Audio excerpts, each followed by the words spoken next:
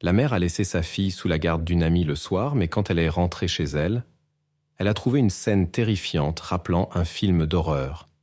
Pendant son absence, des choses horribles se sont produites dans la maison et la police a immédiatement commencé l'enquête. Les enquêteurs ont trouvé quelques indices et messages du coupable, mais ils n'ont pas pu résoudre le mystère pendant des années. Ce n'est qu'après 26 ans qu'un hasard a permis de résoudre l'affaire.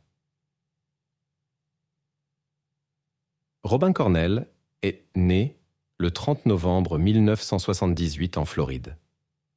Elle avait une sœur aînée et une mère aimante, Jane, qui élevait seule les filles, car le père ne participait pas activement à leur vie.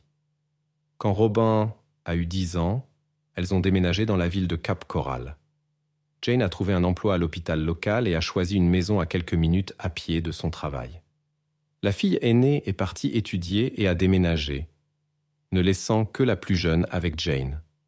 Robin est rapidement tombée amoureuse de la nouvelle ville, s'est fait des amis à l'école, a rejoint des équipes sportives et s'est rapidement sentie chez elle. Pendant son temps libre, elle aimait se promener dans la nature avec ses amis, mais elle aimait particulièrement les animaux.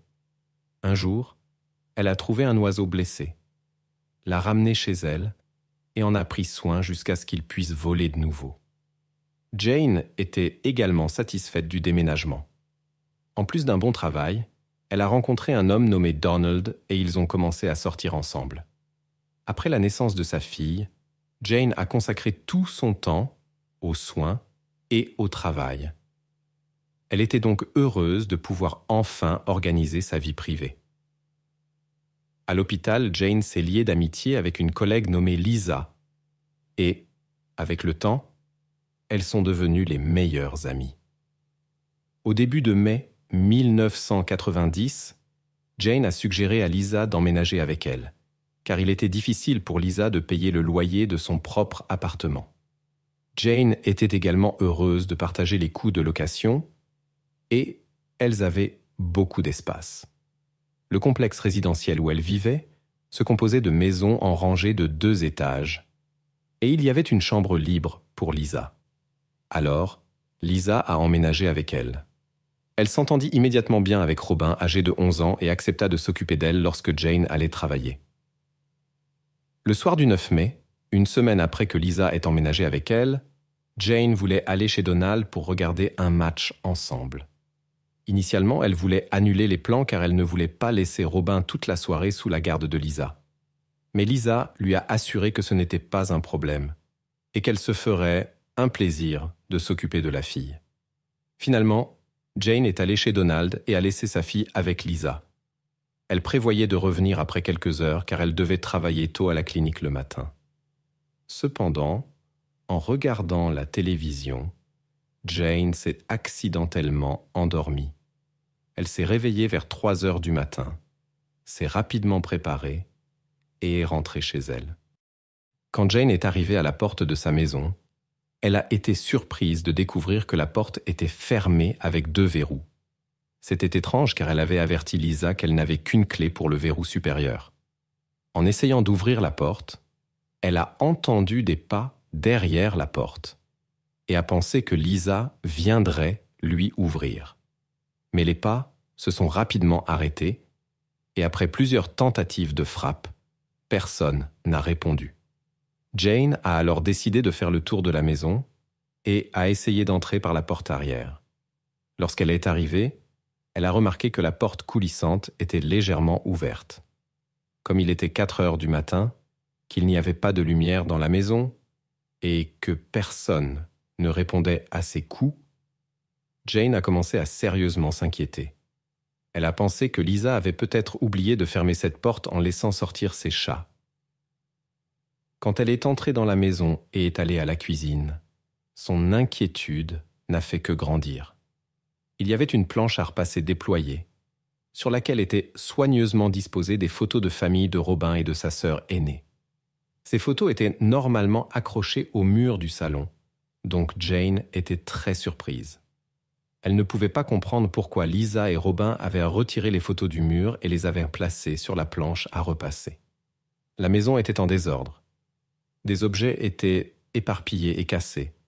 ce qui provoquait de mauvaises pensées. Quand elle est montée au 2e étage et est entrée dans la chambre de sa fille, Jane a vu une scène déchirante. Robin était face contre terre à côté du lit. Jane remarqua des traces étranges et une partie des vêtements était éparpillée sur le sol. Jean courut vers Robin et se rendit compte immédiatement qu'il n'y avait plus rien à faire. Cependant, elle était en état de choc et ne pouvait pas comprendre ce qui se passait. Elle appela l'ambulance et tenta de prodiguer les premiers secours, bien qu'elle sache au fond d'elle que c'était déjà trop tard. Pendant que l'ambulance était en route, plusieurs voisins se réveillèrent à cause des cris forts de Jane. La femme était terrorisée, appelait à l'aide et essayait de joindre les voisins. La police arriva la première sur les lieux du crime. Ils montèrent dans la chambre de Robin au 2e étage et se rendirent immédiatement compte que quelque chose de terrible s'était passé. Mais ce n'était que le début. Dans la chambre voisine, les officiers trouvèrent Lisa, 32 ans, sur le lit. Toutes les preuves trouvées furent remises aux experts médicaux pour un examen approfondi. Les enquêteurs commencèrent à examiner la scène du crime et trouvèrent rapidement les premiers indices. Plusieurs mégots de cigarettes furent trouvés dans la maison, qui n'appartenaient ni à Lisa ni à Jean. De plus, les policiers trouvèrent un trousseau de clés de voiture étrangères sur la table de nuit de la chambre, pour un modèle de Toyota des années 80. Peut-être que le coupable les avait laissés là par accident ou les avait intentionnellement placés là. Les enquêteurs conclurent également que le coupable s'était douché après le crime pour éliminer des preuves, car il y avait encore beaucoup d'eau dans la douche. À côté de la douche se trouvaient ses chaussettes, laissées sur les lieux du crime. De plus, il s'avéra que certaines choses manquaient dans la maison. Le permis de conduire de Lisa, ses cartes de crédit, son chéquier et la montre qu'elle voulait offrir à son petit ami. La montre portait une gravure avec un message d'amour de Lisa à son petit ami. La police trouva cet ensemble d'objets volés très étrange. La montre n'était pas chère et n'avait aucune valeur de revente. La gravure aurait facilité le traçage de la montre avec les cartes bancaires, et retirer des fonds au distributeur automatique aurait été encore plus facile à détecter. Par conséquent, les enquêteurs ne comprenaient pas pourquoi le coupable qui avait commis le double meurtre avait emporté ces choses. En ce qui concerne la photo de Robin sur la planche à repasser, les enquêteurs soupçonnaient que le coupable avait pu laisser ce message soit pour Jane, soit pour la police. Les enquêteurs locaux ont immédiatement demandé l'aide de la police d'État, car ils n'avaient pas suffisamment de ressources pour une enquête aussi complexe. Les experts arrivés ont commencé à inspecter minutieusement la maison, utilisant les méthodes et équipements les plus modernes pour la collecte de preuves. Ils ont déterminé que le malfaiteur était entré par la fenêtre de la chambre au rez-de-chaussée et avait découpé une partie de la grille de protection. En examinant le lit de Robin, ils ont trouvé du matériel biologique sur les draps qui a été envoyé au laboratoire pour analyse. À ce moment-là, le test ADN était déjà utilisé, mais les résultats tardaient à arriver. Après avoir analysé les preuves, les experts médicaux ont conclu que la cause de ce qui était arrivé à Lisa et Robin était un manque d'air artificiellement provoqué. Ils ont également déterminé que le malfaiteur avait commis des actes inappropriés, car son matériel biologique avait été trouvé sur les lieux du crime, qui a également été envoyé pour analyse. Selon les experts, ces actes avaient été commis avant que le malfaiteur ne quitte la maison. Pendant que la police attendait les résultats de l'analyse ADN, elle a commencé à rechercher des suspects. Bientôt, la première piste sérieuse est apparue. Jane a raconté que pendant les 3 dernières nuits, elle avait été réveillée par des bruits étranges. Elle a entendu le grincement de la porte et a pensé que quelqu'un essayait d'ouvrir la porte arrière. Cependant, il faisait trop sombre la nuit pour voir quelque chose. Le matin du 9 mai, alors qu'il commençait à faire jour, elle a vu un homme par la fenêtre. Il a souri et a disparu. Jane a eu peur, mais elle n'a pas appelé la police car elle pensait que cela pouvait être un voisin, puisque leur maison mitoyenne était connectée. Les enquêteurs ont commencé à vérifier les voisins de Jane, y compris ceux qui vivaient dans les maisons adjacentes. Ils ont vérifié l'alibi de tous les hommes la nuit de l'incident et leur ont demandé de fournir des échantillons d'ADN. Finalement, ils ont réduit le cercle de suspects à 19 personnes qui auraient théoriquement pu commettre ce crime. Par la suite, la liste a été réduite à 10 noms, mais aucun d'entre eux n'a pu être lié à l'affaire. Lorsque les experts ont extrait l'ADN des preuves, ils ont déterminé que les 3 échantillons provenaient d'un homme. Ils ne se trouvaient pas dans la base de données du FBI et ne correspondaient pas aux échantillons fournis par les voisins. Tous les voisins n'étaient pas prêts à fournir volontairement leur matériel génétique, et bientôt les enquêteurs se sont concentrés sur l'un d'entre eux. Lors des interrogatoires avec d'autres voisins, il a été révélé que cet homme avait été vu en train d'espionner par les fenêtres des autres, bien qu'il n'ait jamais été officiellement inculpé. Les soupçons se sont intensifiés lorsqu'il a soudainement déménagé dans un autre État après l'incident. La police a examiné sa possible implication et s'est même rendue dans le Missouri pour lui parler, mais n'a pas pu le lier à l'affaire. Lorsque Jane a vu la photo de cet homme, elle a reconnu qu'il ressemblait à celui qu'elle avait vu à sa fenêtre, mais sa participation au crime restait douteuse. Une des résidentes a raconté que la veille de l'incident, elle avait remarqué une voiture inconnue qui roulait lentement entre les maisons de son quartier. Selon elle, un homme avec une casquette rouge était au volant, mais la police n'a pas pu le trouver. Les enquêteurs ont également vérifié tous les propriétaires de véhicules Toyota vivant à proximité, car la clé trouvée dans la pièce appartenait à un des modèles de cette marque.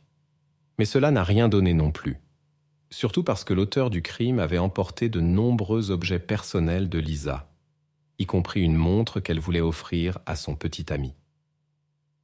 Les enquêteurs ont soupçonné que le crime pourrait avoir été commis par quelqu'un qui connaissait bien Lisa et avait des motifs personnels.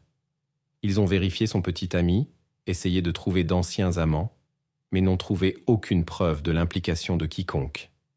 Finalement, l'affaire a stagné pendant de nombreux mois. La police a continué à enquêter, à vérifier de nouveaux suspects et à comparer leur ADN avec les échantillons trouvés sur les lieux du crime. Mais ils ont toujours été confrontés à des impasses. Jen s'est adressée à plusieurs reprises au public en demandant des informations pouvant aider la police à trouver l'auteur du crime. Elle a été surprise qu'aucun de ses voisins immédiats n'ait rien entendu cette nuit-là, bien que les enquêteurs aient pensé que l'auteur devait avoir fait beaucoup de bruit.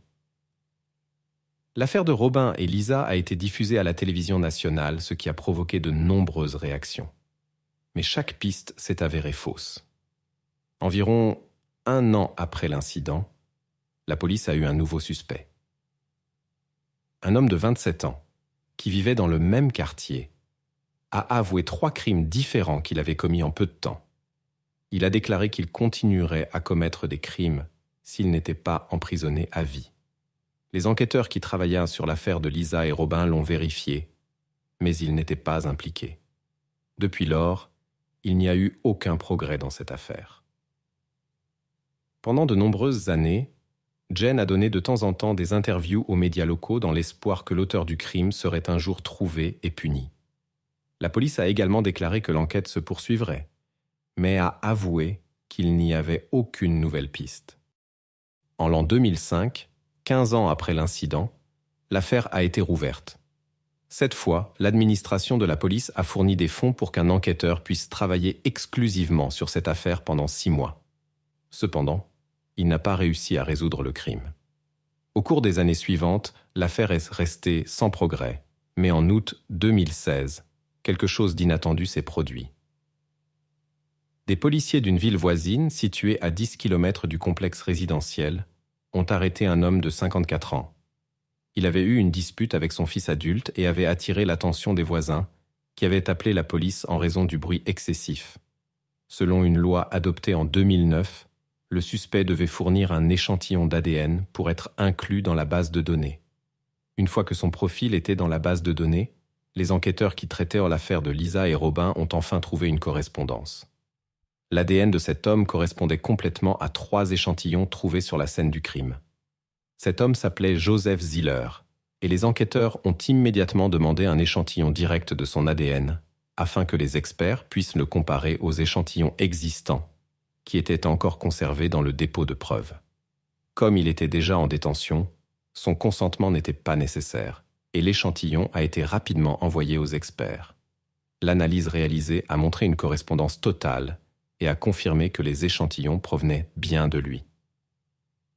À l'âge de 28 ans, Joseph avait déjà une longue liste d'infractions, y compris des délits mineurs et moyens. La police a découvert qu'il avait été arrêté 2 mois après l'incident pour avoir vendu des biens volés.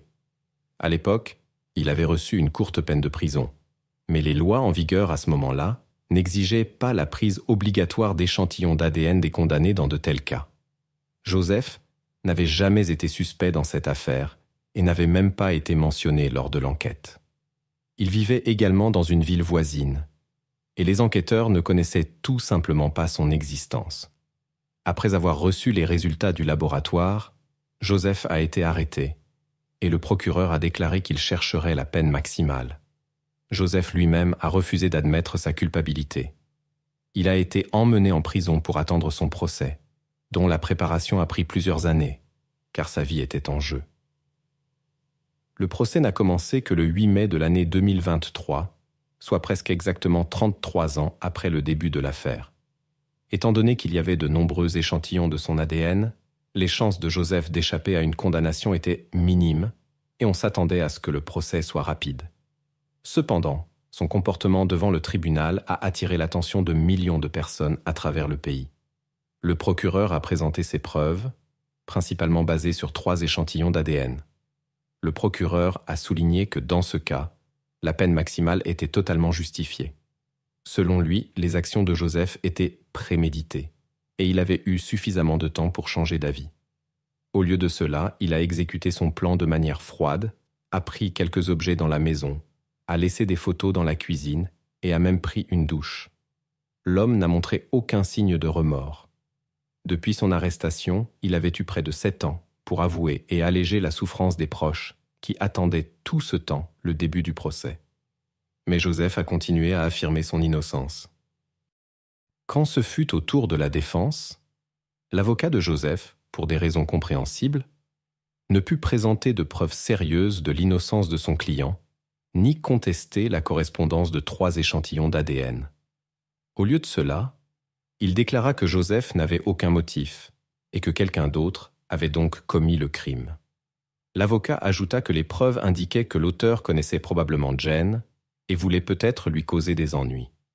Lorsque Joseph prit la parole, il fit tout un spectacle. Il commença périodiquement à crier sur les jurés, les procureurs et ses propres avocats, les insultant et faisant des gestes obscènes. Lorsqu'on demanda à Joseph comment son ADN avait pu se retrouver sur les draps et l'oreiller de Robin, il expliqua soudainement qu'il avait rencontré Jane quelques mois auparavant. Il ajouta qu'il n'était pas responsable du fait qu'elle ne lavait pas sa literie pendant des mois et l'insulta grossièrement. Jane, obligée d'écouter cela, déclara qu'elle n'avait jamais vu cet homme avant son arrestation et qu'elle ne l'avait certainement pas amené chez elle. Le procureur fit appel à un expert qui expliqua que les traces d'ADN trouvées étaient à Clermont fraîches, ce qui fut également documenté. S'ils avaient vraiment été sur le tissu pendant plusieurs mois, cela aurait été évident lors du premier examen. Joseph cria alors à nouveau plusieurs insultes envers Jane. Malgré les supplications de ses avocats pour qu'il se comporte normalement, expliquant que par ce comportement, il n'aidait que l'accusation, Joseph n'écouta pas. À la fin, les jurés n'eurent besoin que de 5 heures pour rendre leur verdict. Ils déclarèrent Joseph coupable de ses crimes, et il ne restait plus qu'au tribunal à fixer la peine. Après que Joseph eut avoué sa culpabilité, ses avocats tentèrent de convaincre le tribunal de la nécessité d'une peine plus légère. Ils soulignèrent la difficile enfance de Joseph, marquée par un père très strict. Ils mentionnèrent également ses problèmes psychologiques et soutinrent qu'il ne devait pas recevoir une peine aussi sévère. Un autre argument de la défense fut l'affirmation selon laquelle Joseph aurait perdu la mémoire en 1998, après un accident de moto. Cependant, les experts qui avaient examiné l'état de Joseph pendant longtemps ne trouvèrent aucune preuve soutenant ces affirmations. À leur avis, Joseph était capable de reconnaître et de planifier ses actions à l'avance et pouvait donc être condamné à la peine proposée. À la fin de juin 2023, Joseph fut amené dans la salle d'audience pour entendre le verdict. En se dirigeant vers son siège, il appela son avocat et sembla vouloir lui dire quelque chose, mais il l'attaqua soudainement et le frappa avec le coude. Les forces de sécurité durent intervenir et arrêter Joseph. Malgré cet incident, l'avocat décida de ne pas porter plainte et continua de défendre Joseph. Cependant, cela ne put empêcher la peine sévère. Le juge prononça la peine conformément à l'accusation, et Joseph fut emmené en prison pour attendre l'exécution de la peine. Jane et les proches de Lisa remercièrent que l'affaire soit enfin close. Bien que Joseph n'ait pas avoué, il n'y avait aucun doute sur sa culpabilité. En février 2024, le fils de 32 ans de Joseph fut arrêté par la police pour possession de matériaux interdits, et il risque également une peine de prison, peut-être dans la même prison où se trouve déjà son père.